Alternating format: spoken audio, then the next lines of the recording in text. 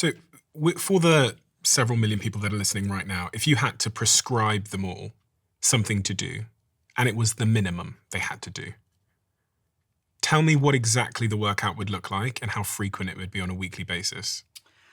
I would say the minimum effective dose would be once a week. Okay. And it would probably be the 1 minute on, 1 minute off if you want like the upper end robust effects of improving cardiorespiratory fitness. You can still improve it with something like a Tabata. What's a Tabata? Where you're doing a 20-second interval and you're going more all out because it's shorter time. And then you're recovering for 10 seconds.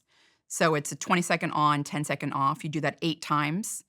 And if you repeat that twice, so it's essentially a 10-minute workout. That's also something that can improve cardiorespiratory fitness. But I would say, and I'll tell you why there's the minimum, right? So the 1 minute on, 1 minute off. But I would say the Norwegian 4x4 is the gold standard.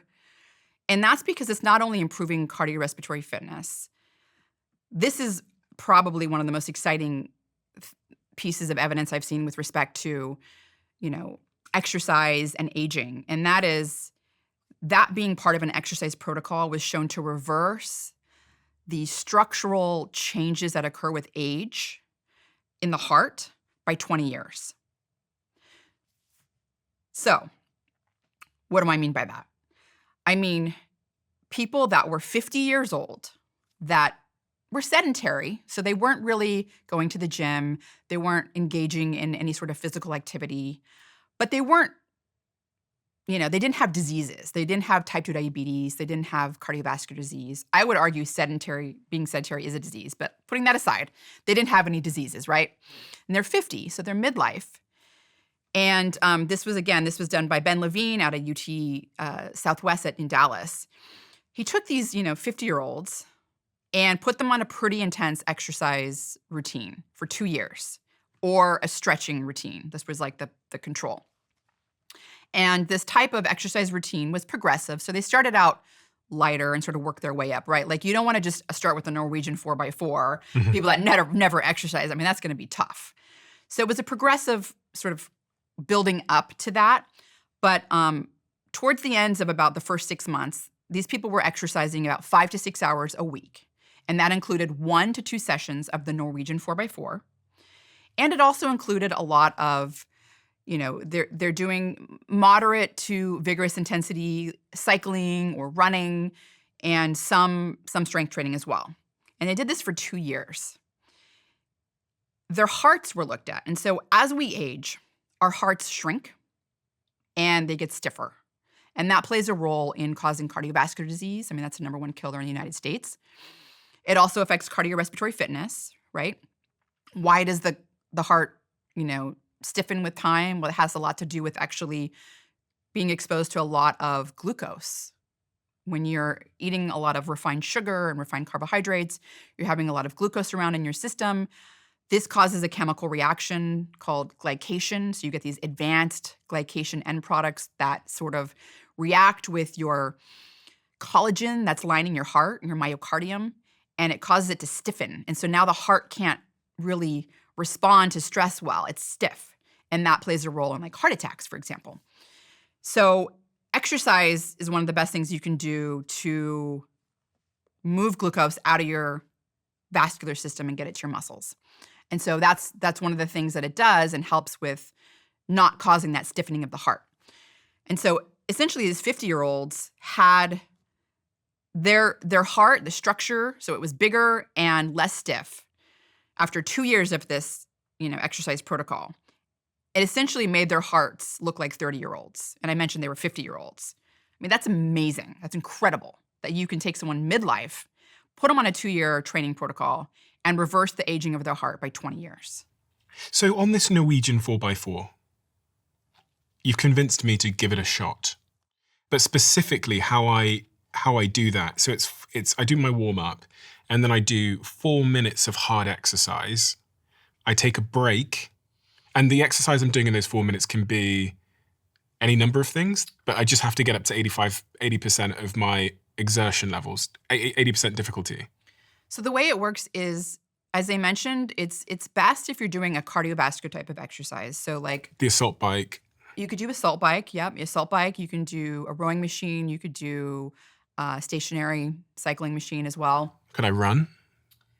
You can, but that is it's definitely I think it's better on doing like maybe a bike or assault bike or something. But you can run, like whatever it is that you like to do, and you are going as hard as you can for that 4 minutes and maintain within that 4 minutes. So it's not an all out, or it's far from all out, right? But you're not really having a conversation while you're doing it. And then the 4 minutes of recovery, if you're running, you kind of go down to walking. If you're on the rowing machine or the assault bike, you're just going very slow. You're just really going slow, and you're letting your heart rate come down. You're letting your muscles kind of recover, your cardiorespiratory fitness, kind of your cardiorespiratory fitness system recover somewhat. And then after that 4 minute recovery, you go back to the 4 minutes of like intense again. And you're doing that 4 times. It's not easy, but people can start out, even if you start out with not going super, super hard in those 4 minutes where maybe you can have a conversation, but you're still going harder than you're used to pushing yourself. And I think for people that haven't really engaged in any type of high intensity training before, that's a good idea where you can't just start doing it right out the gate. You want to kind of work your way up that. So doing the 4 minutes, just try to put in as much effort as you can, right, during those 4 minutes. And then you do your recovery and you repeat that 4 times.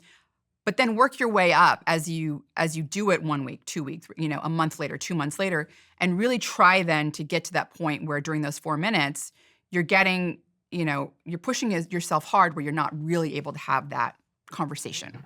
And physiologically, what is going on in my body when I get to that 85, 90% effort range and I stay there for a couple of minutes that doesn't occur when I'm doing my Stairmaster?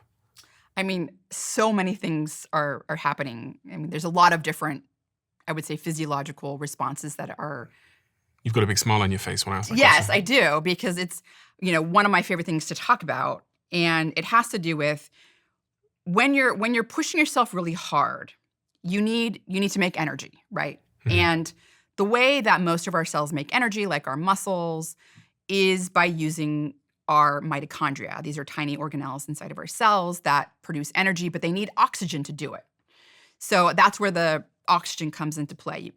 When you start to push yourself really hard, you can't get the oxygen to your muscles quick enough, but you need to make the energy.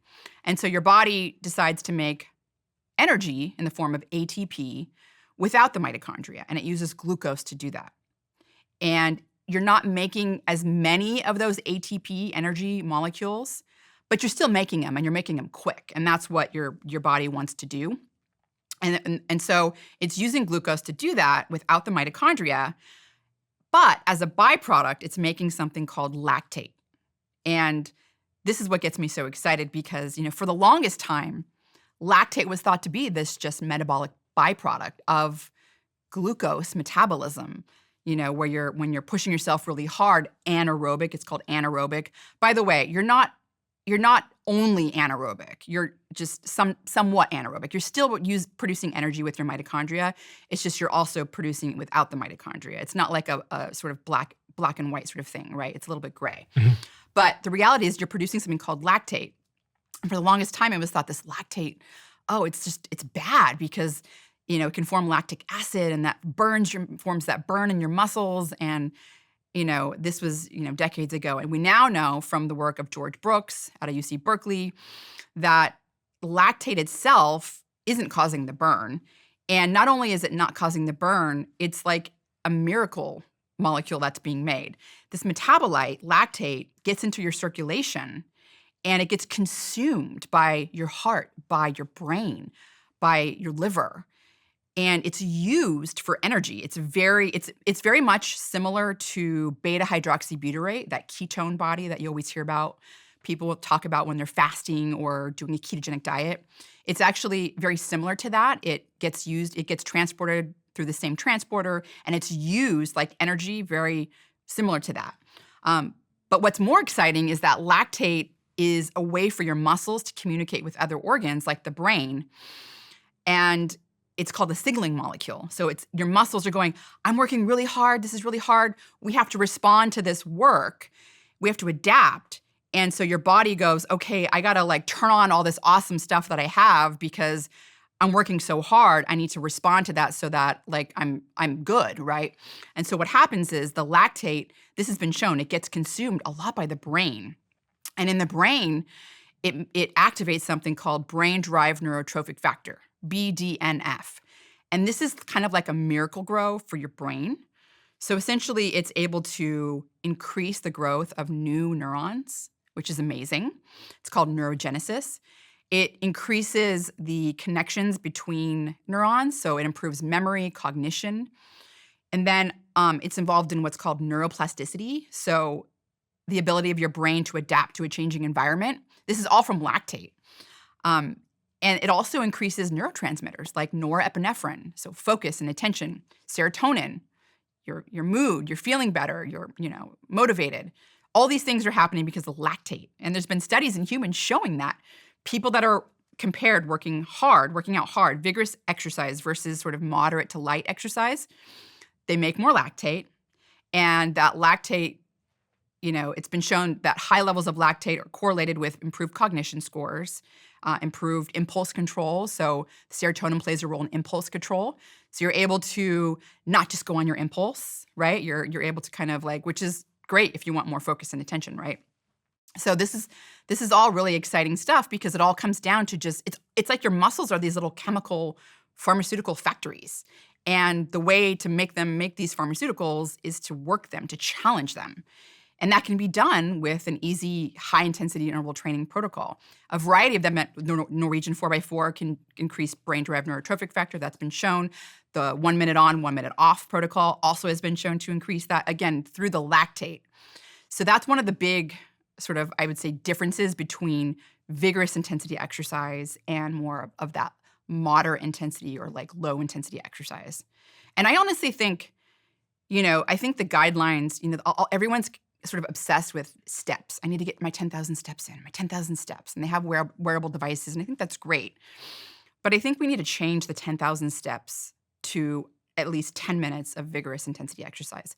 Like you could do 10 minutes of, any type of exercise that's really going to get your heart rate up, and it's going to be so much better. So this is a really dumb question, but it's the question that I had in my mind, which is if lactate is such a miracle drug, why can't I just drink it? Why can't I just get a shot of lactate versus having to go through vigorous interval training? It's a great question, Stephen, because there have been studies that have been done looking at, for example, traumatic brain injury patients, so people that have undergone some sort of head trauma. And they've infused sodium lactate through like an IV into their system, and the lactate immediately gets consumed by the brain. And it's been shown to improve their recovery. So it's called the Glasgow score. You may have heard of it, but it's kind of essentially this battery of tests that's done to sort of assess how someone's recovering from traumatic brain injury. And the sodium lactate does improve that. So you can find out there, different types of lactate that you can consume. Mm-hmm. And theoretically, it should help. But what happens is when you consume the lactate actually gets used by the gut. So a lot of it's going into the gut cells before it gets into your circulation. There's always a trade-off with these bloody things. Whenever you try and trick the system or shortcut the system by like drinking something, I feel like there's a trade-off which people don't talk about a lot. Well, the thing is that it is good for the gut. In fact, a former colleague of mine, Mark Chikanaga, has shown that lactate is really beneficial for the gut epithelial cells. In fact, if you think about it, all these sort of beneficial probiotic bacteria, like bifidobacterium, for example, they're producing lactic acid. And that lactic acid does get converted into lactate. It's sort of like this physiological homeostasis where you have the difference of just a hydrogen atom. So you're having lactic acid and lactate sort of in this equilibrium, so to speak.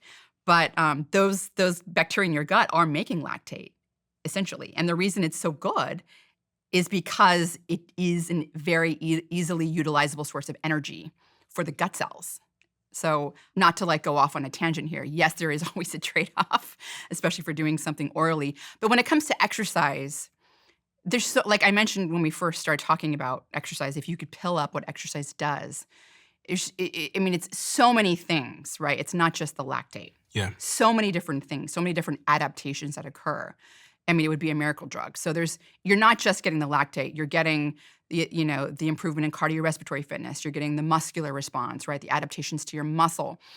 You're increasing stress response genes like heat shock proteins that are important for preventing neurodegenerative disease. You're making antioxidants because the inflammation that you're generating while you're exercising. There's hundreds and hundreds of things that are happening all in concert from exercise. And you just can't pill it up. I have another really silly question, which is if lactate and these other things, even like creatine and all these other things are so good for me, why doesn't my body just make more of it? I mean, your body does make it.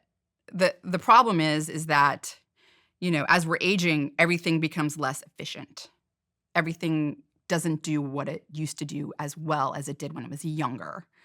And also in the case of creatine, which we can talk about, later if you're interested, then your body only makes so much of it. And why doesn't it make more? I don't, Maybe I'm not giving it the minerals or the environment it needs naturally to make more. I don't know. You get it from your food too. Creatine is found in meat, in poultry, and fish. So probably that's why your body doesn't make more of it, because it knows you're going to be getting it from your diet as well. Mm-hmm. And so that is another way to get creatine. Okay. Of course, the vegans and the vegetarians, that's a whole other ballgame because they aren't eating meat. And so they're really essentially only relying on what their body can make.